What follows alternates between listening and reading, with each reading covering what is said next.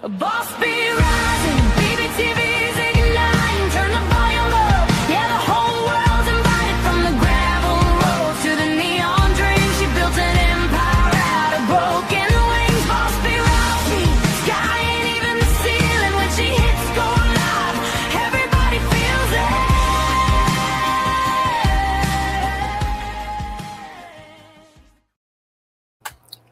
Well, howdy, y'all. It is Saturday night and it is Jukebox Journey, and I've got one for you. Another dry night. Forgive me, I woke up about 30 minutes ago from a nap. Not been a good day. Anyway, let's get into this. There are some artists that you can talk about in pieces. You can pull out moments and headlines and specific events and build a conversation around those snapshots. And then there are artists where none of what really works, or none of that really works, unless you take the time to walk the full path. Because what they become, it really only makes sense when you understand how they got there in the first place. And tonight, that's exactly what we're going to do. We're not stopping at one moment. We're not picking one headline. We're stepping into the full journey of an artist who, on the surface, looks like he arrived already polished, already complete, already in control of everything he does. But underneath, that is a story that took time to build, a story that moved through stages that didn't always look like success. Moments where things didn't line up the way they were supposed to, of course, that happens, where the industry didn't quite know what to do with him, where he had to find his place instead of being handed one. Now, what makes the story hit is not just where he ended up, it's how each part of connects to the next, how nothing in that journey was wasted, how every single step, every shift, every adjustment added something that would eventually become part of what we see now. And that's what Jukebox Journey is really about. It's about taking the time to move through that path, to see the connections, to understand. Stop. Sorry, dogs. To understand how one phrase leads into another. Because when you do that, the music hits differently. The performances hit differently. The entire experience. Okay? Thank you, Dalton. Good to see you. Bruh, Amanda Jordan. Yes, bruh. What's up? So, the performance, it hits differently. The entire experience changes. And tonight, we're stepping into that with Bruno Mars. No, he's not rock star, but we're about music, not just rock. Now, listen. Bruno Mars, not the artist you see on stage, not the voice you recognize, but the full path from where he started to where he stands now. Because when you walk the path, you start to see something deeper than just success. You start to see how an artist builds something that lasts. And that's where the journey begins. All right, so we're going to get into it here. See, there are some artists whose story only really makes sense when you go all the way back to the beginning, not just to where the hits started, but to where the foundation was laid. Because when you look at Bruno Mars, now it can feel like he just appeared fully formed, right? Like he stepped into the spotlight already knowing exactly who he was. But that's not how this story starts at all. It starts in Honolulu, Hawaii, with a kid named Peter Hernandez growing up in a family where music wasn't something you discovered later in life. It was something you were surrounded by from the very beginning. His parents were performers. His home was filled with sound, rehearsals, shows, energy.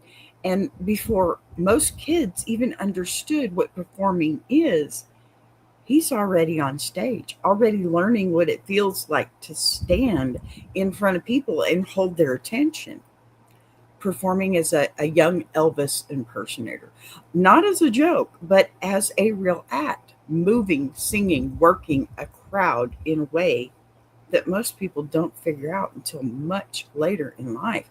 They, if they ever do it all, and that matters more than people realize because what he's building in those moments isn't just talent, it's instinct, it's timing, it's understanding how a performance lives and breathes in real time.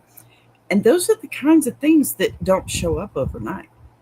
They build slowly and quietly over years. And he's grown up, and as he grows up in that environment, he absorbs everything, different styles, different eras of music, different ways of performing.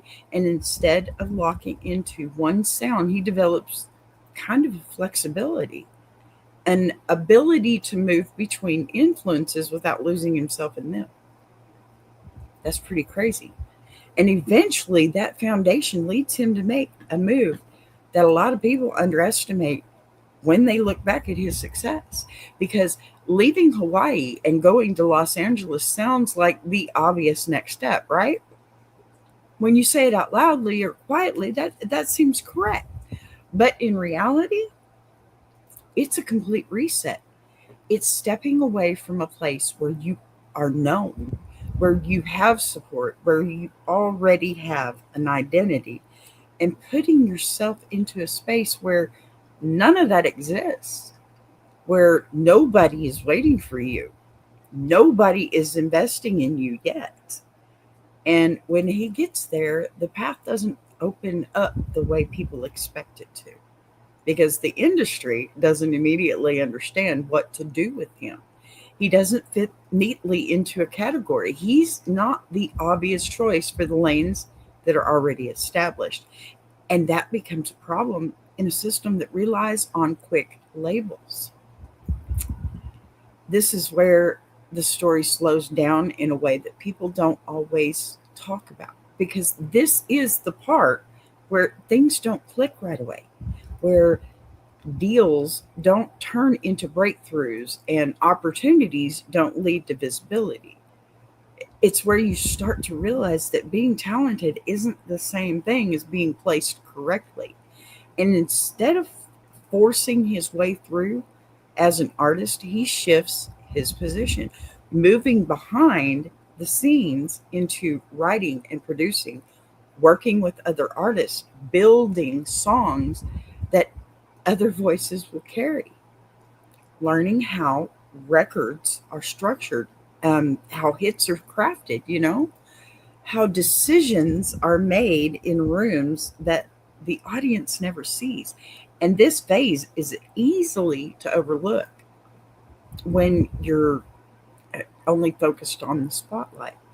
But it's one of the most important parts of his journey because it's where he builds control.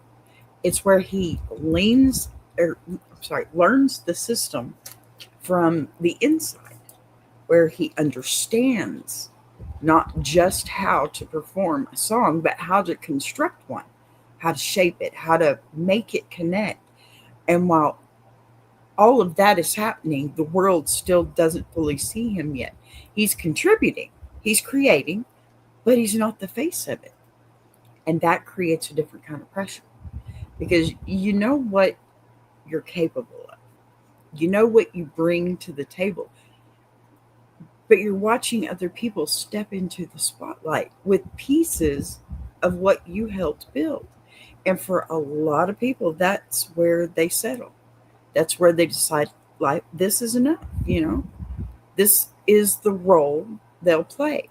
But that's not where his story stops because there's still a push to step forward, to move from behind the scenes into the front. And when that shift begins, It doesn't happen all at once, it happens gradually. Features, collaborations, songs where his voice starts to become recognizable. Pardon me, I'm parched. So, this is where people start to hear his voice and ask, who is that? And that question is important because it means something is changing. It means the door is starting to open, and then you reach the moment where everything begins to turn in a way that can't be ignored. When he releases Just the Way You Are, and suddenly he's not just a name in the credits, he's the artist, front and center. And the song connects in a way that goes beyond just being popular. It resonates, it spreads, it reaches people in a way that signals this is more than a one off moment. And from there, the momentum builds. More songs, more performances, more visibility. But even in that breakthrough, the story isn't finished because success doesn't automatically give you identity. It just gives you the opportunity to find it. And that's where the first part of this journey really lands. Not in the moment he became visible, but in everything that came before it. The years of performing before anyone was watching, the move that reset everything, the time spent building behind the scenes, and the gradual climb into a space where, the world finally starts to recognize what had been there all along. And when you see it that way, when you walk through it step by step, the breakthrough doesn't feel sudden anymore. It feels like the result of a path that was being built long before anyone outside of it knew his name. And I think we all know his name. Some people don't like him, some people do. Personally, I do. I like to sing his music.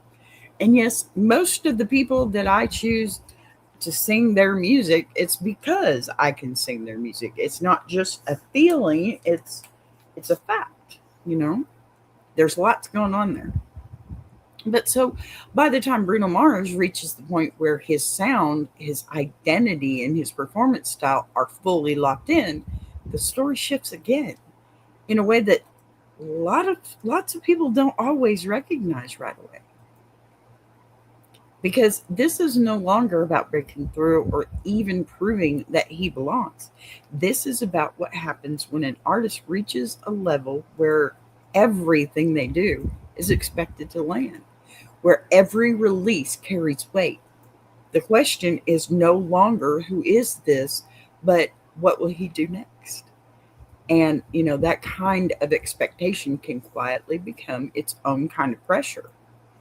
Because once you've established yourself at that level, there's no going back to being overlooked. Every move is seen, every decision is measured. And what makes this phase of his journey stand out is how intentional he becomes about navigating that space. Because instead of like flooding the industry with constant releases to stay visible, he takes the opposite approach. He becomes selective, deliberate, almost calculated in when and how he shows up, right? You know, and that choice alone separates him from a lot of artists who feel the need to stay in constant rotation just to remain relevant. Because what Bruno understands at this point is that presence is not just about frequency, it's about impact. It's about making sure that when he does stop or step forward, it means something, and you can see that shift clearly. It's clear as day as he's moved into projects like 24 Karat Magic, where everything is built around a cohesive vision, not just a collection of songs, but a full experience. The sound, the visuals, the performances. I mean, come on, he's a good dancer. It's the aesthetic, all aligned in a way to feel that feels complete from start to finish. And that album doesn't just continue what he was doing before, it refines it, it sharpens it, it leans even further into the influences that shaped him while making it unmistakably his. And this is where his relationship with the past becomes more visible, because now he is not just drawing from those earlier eras of funk, soul, and performance driven music. He is actively reintroducing them into a modern audience, translating those elements into something that feels current without stripping away what made them powerful in the first place. And that requires a level of understanding that goes way beyond surface inspiration, because it's not just about sound, it's about feel, emotion. It's about the way a groove moves, the way performance builds, the way an audience connects in real time. And that's where his early foundation shows up again, because everything he learned from performing as a kid, from studying how artists hold a stage, watching how songs are constructed behind the scenes, all of that is now being applied at the highest level. And you can see it is not just in the recordings, but in the performances themselves. The precision, the control, the way every movement, every transition, every moment is intentional. And that's where the influence of artists like James Brown, Prince, Michael Jackson become more than just a reference point. It becomes part of the language he speaks on stage, not as imitation, but as continuation, as someone who understands the lineage and knows how to carry it forward. And as this phase continues, collaboration becomes another key part of how he expands that identity. Because instead of isolating himself as a solo act, he brings other artists into his world in a way that feels natural, that feels like an extension of what he's already building. And that reaches a new level when he forms Silk Sonic with Anderson, Puck, and a project that doesn't feel like a side experiment, but likely a like a fully realized concept built around honoring a specific era of music while still making it feel alive in the present.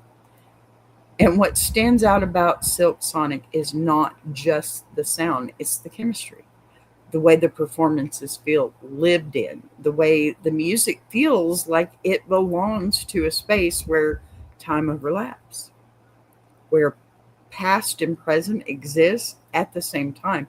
And that project reinforces something that has been building throughout his entire journey, which is Bruno Mars is not just an artist who makes songs.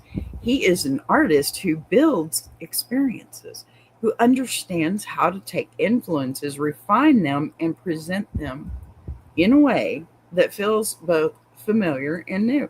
And as all this unfolds, the way he is viewed within the industry continues to shift, because now he is not just being compared to his peers, he is being placed in conversations that stretch across generations. And that is not something that happens by accident.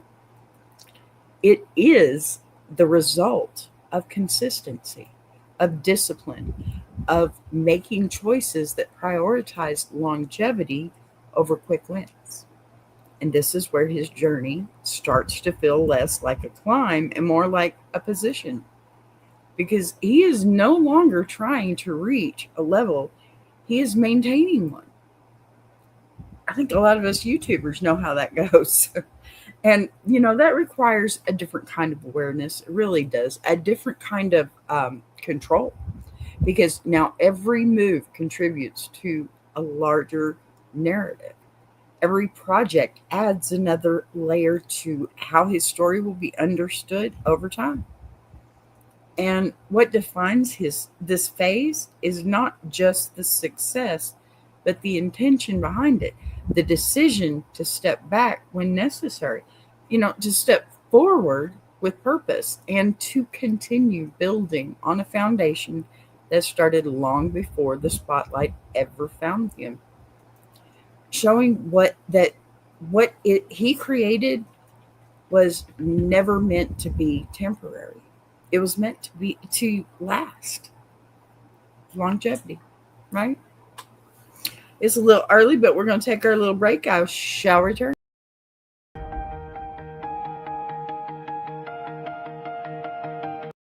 She came from the quiet storms, built a fire from the ground, turned a whisper to a warning. Now her voice shakes the town. Every setback was a lesson, every doubt became a key, unlocking something bigger. That's the rise of Boss B. When the lights go low, her vision hits high. She built a whole damn network off a promise and a try. Every sunrise, every moment, she's stacking legacy. This ain't just a channel, this is BBTV.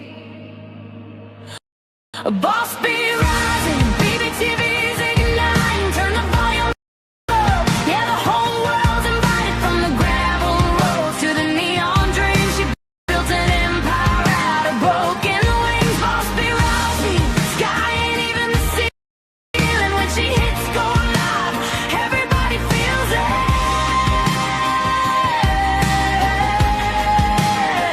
She's the queen of the comeback, storm in the street, crafting stories out of heartbeat, making visions out of dreams. Got thunder in the hustle, got a voice that cuts clean. Every mic she touches turns to power unseen.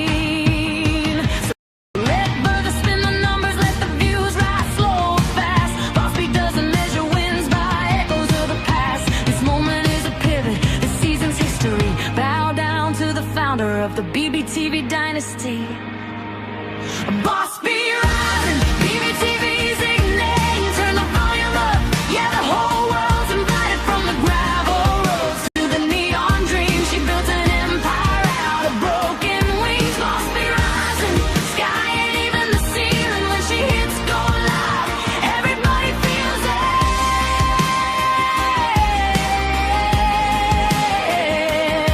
She's got fire in the head, it's got truth in the frame, got a heart that won't retire and a gift you can't name. Every loop, every letter, every dream she sets free, it's a love note to the world sign. Boss B. And the world keeps watching as the numbers climb, but she's counting all the moments, not the dollar signs. From the late night grind to the daylight scene, she's building something bigger than the algorithm's dream. Boss be rising, BBTV shining, her story's rewriting, a legacy in real time. Boss be rising, BBTV's igniting. Turn the volume up, yeah, the whole world's invited. From the gravel roads to the neon dreams, she built an empire out of broken wings. Boss be rising, sky ain't even the ceiling. When she hits go live, everybody feels it.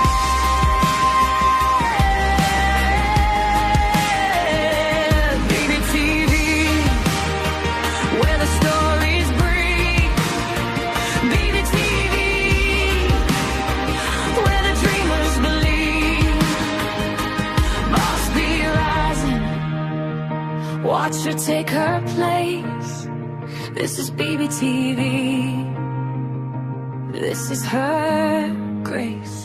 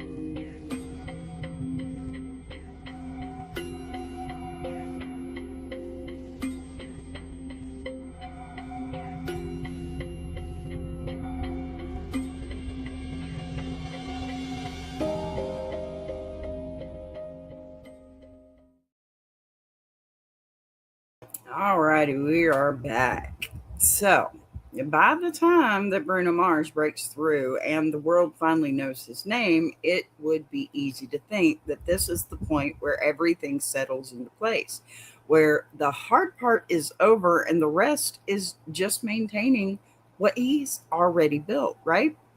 But what actually happens next is where his journey becomes more defined because now the challenge isn't getting in the door, it's deciding exactly who he is once he's inside. And that sounds simple on the surface, but it's one of the hardest parts of the artist's path.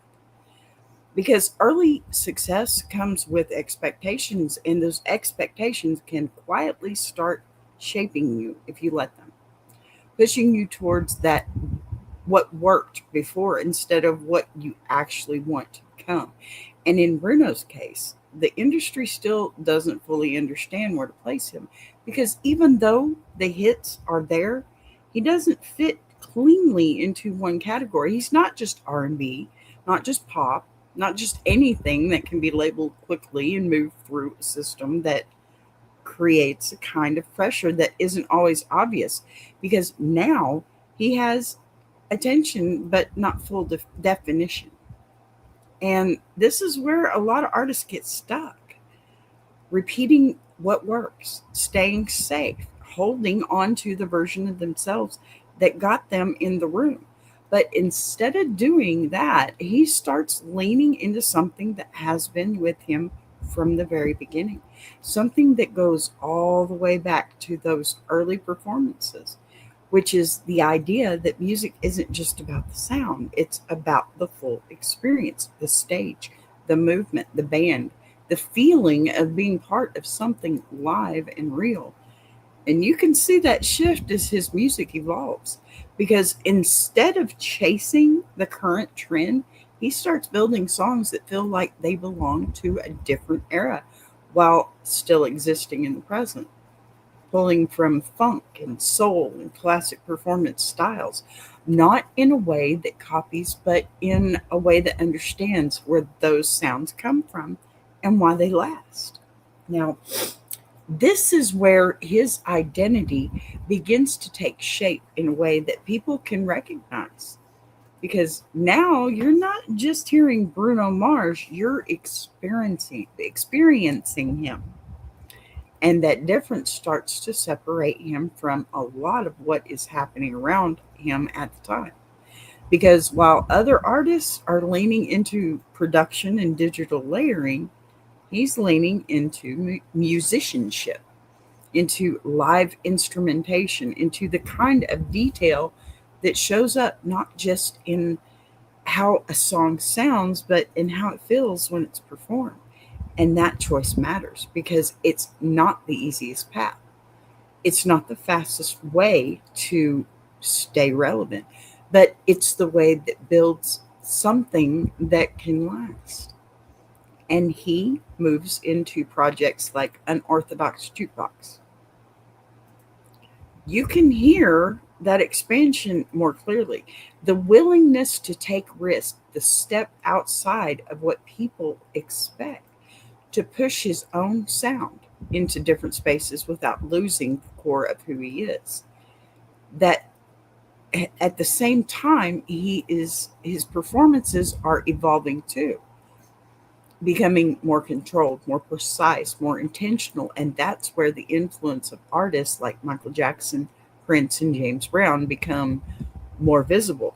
Not because he's trying to be them, but because he understands the elements that made them powerful. The way they command a stage, the way they control a crowd, the way they turn a song into a moment that people remember. You know, as an example, Queen. That was one of the biggest things about Freddie Mercury was his ability to command the crowd. You know, when he would sing first and they would copy him, that was huge back then. And it's still huge now. You know, people remember those moments and those elements start to come together in his work. When you can get a crowd to sing the same notes you just sang, it's amazing for the artist. But can you imagine the experience also as the listener? Because you get to go home and say, hey, I sang with this artist tonight that I got to see, right? So elements start to come together in his work. The conversation around him begins to shift because now it's not just about whether he has hits, it's about what kind of artist he's becoming. And that shift is important because it moves him out of the category of someone who can be replaced and into the category of someone who is defining his own space. And that becomes even more clear when you reach the point where everything clicks on a global level with Uptown Funk. Because that song isn't just successful, right? It's everywhere, it crosses generations. I'm 54 years old and I know every word to that song, I guarantee you. I will dance with it too. It pulls from other influences and makes them feel current again. It really does.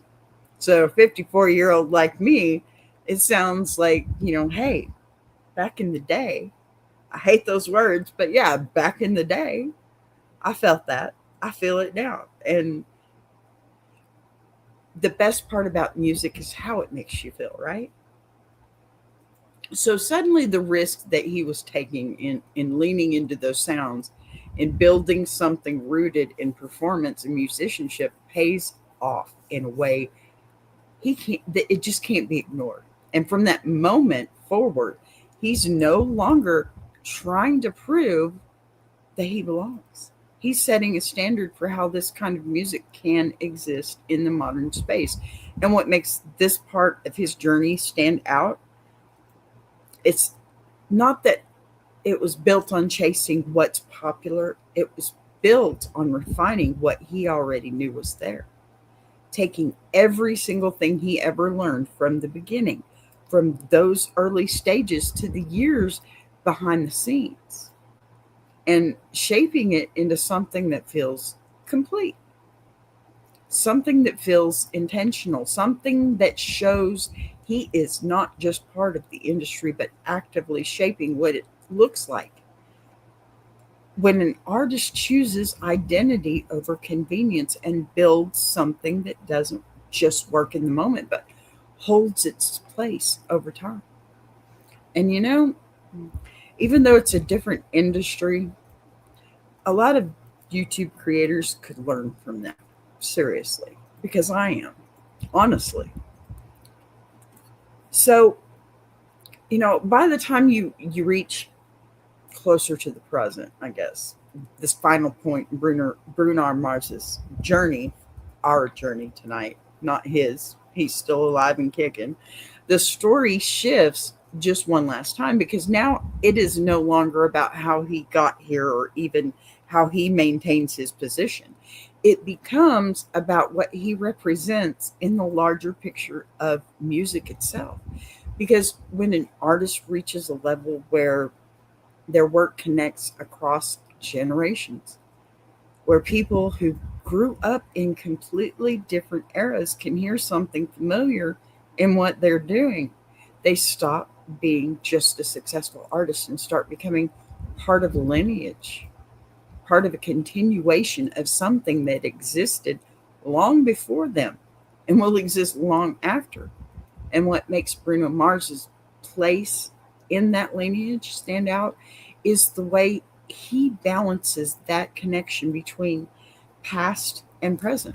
Because he is not simply borrowing from older styles or recreating them, he is translating them, taking the elements that made those eras powerful: the groove, the live instrumentation, the stage presence, the feeling of performance that is meant to be experienced, and bringing them forward into a space where they can exist alongside modern production, modern audiences, and modern expectations without losing what made them matter in the first place.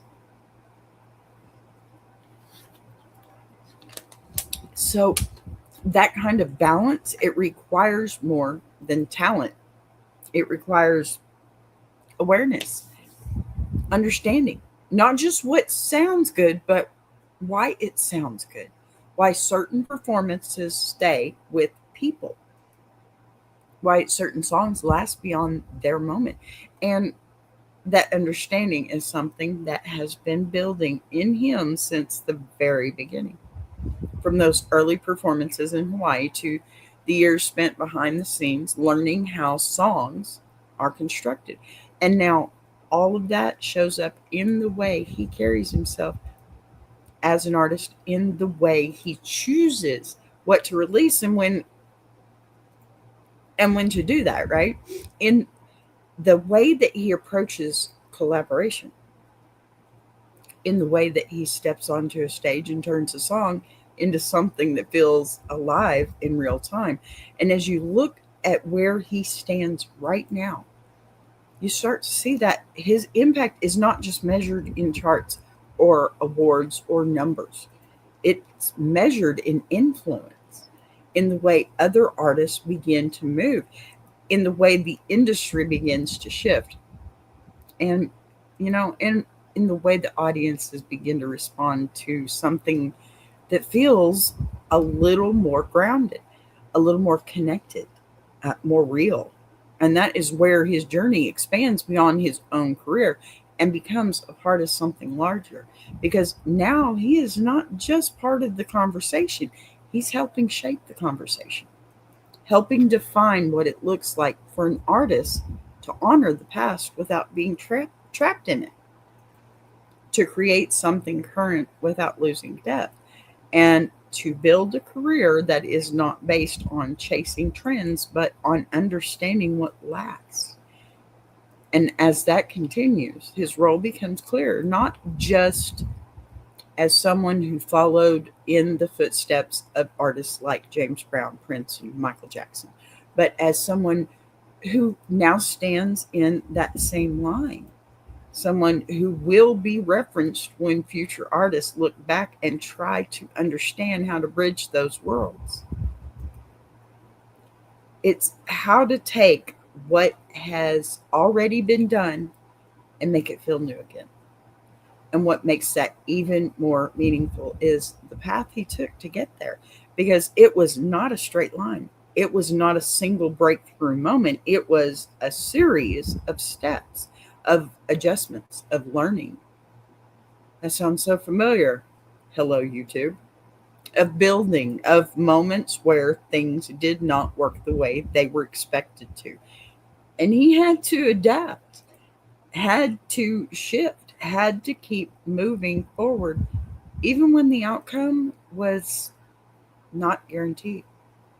And when you step back and you look at the entire journey from beginning to now, what stands out is not just the success, but the consistency of that approach. The decision to keep building, to keep refining, to keep leaning into what felt true instead of what felt easy. And that is what turns a career into something lasting, something that continues to grow even after the initial breakthrough has passed. And as his story continues from here, because it is still continuing, still evolving, still adding new layers. What you are left with is not just a finished narrative, but an ongoing one. A journey that does not end with a single moment of success, but continues to expand with each new step, each new project, each new performance, reinforcing the idea that what he built was never meant to be temporary. It was meant to last. And that is where the story sits now. Not as something complete, but as something established, something that has proven itself and continues to grow. It exists not just in the present, but as a part of the longer story of music itself. And you got to give the man props, because he's come a long way in a very short time, right? So when you step back and you look at this entire journey from beginning to where it stands now, I mean, guys, come on. Everybody is doing the new dance trend. with Bruno, right? I just might. Come on. I've swayed to it myself. But what really comes into focus is not just the success, right? Not just the hits, not just the performances, but the way everything connects, the way each phase builds into the next, because nothing in this story stands alone. The early years on stage, the move that reset everything, the time spent behind the scenes learning how the industry actually works, the gradual breakthrough, the moment where identity starts to take shape and decision to lean into performances and musicianship instead of chasing trends. The control that comes with understanding your place in the industry, all of it adds up to something that feels complete, something that feels intentional. And when you see it that way, it stops being a story about one artist and starts becoming a reflection of what it takes to build something that lasts. Because what Bruno Mars represents now is not just a current access or success, pardon me. It's a connection point between where music has been, where it is going, and a reminder that understanding the foundation matters just as much as creating something new. And that's what gives his work the ability to move across generations, to feel familiar and fresh at the same time. And as this journey continues, because it is still continuing, still evolving, still adding new layers, what you're left with is not a finished story, but an ongoing one.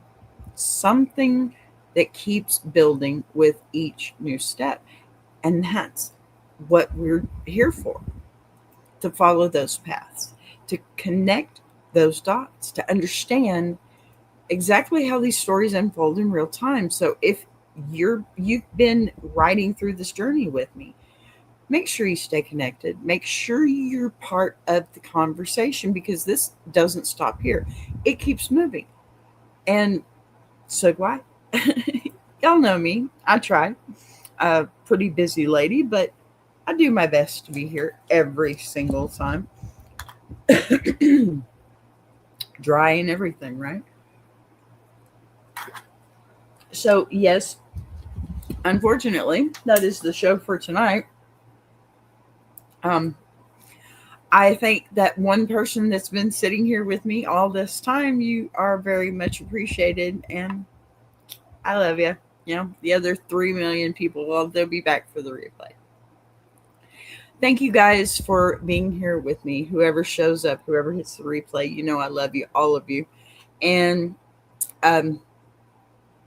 boss man, let me know how you are.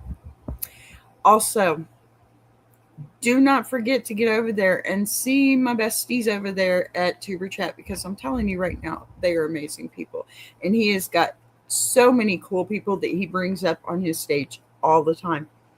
I'm not even gonna try and justify how amazing these people are, and I need you to get over there.